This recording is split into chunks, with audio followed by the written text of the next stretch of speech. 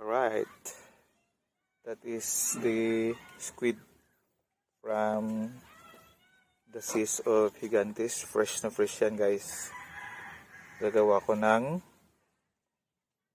sashimi na squid ngayon.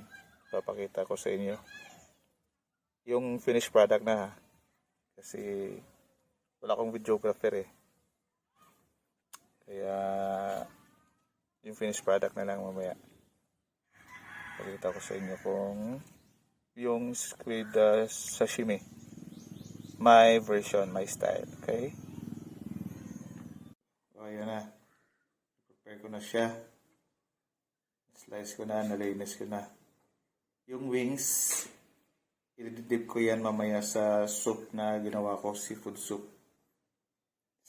yung ginawa ko, mixed seafood soup.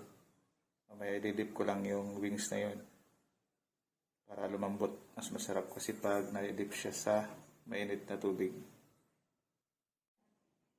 Ayan yung yung sauce ng sashimi.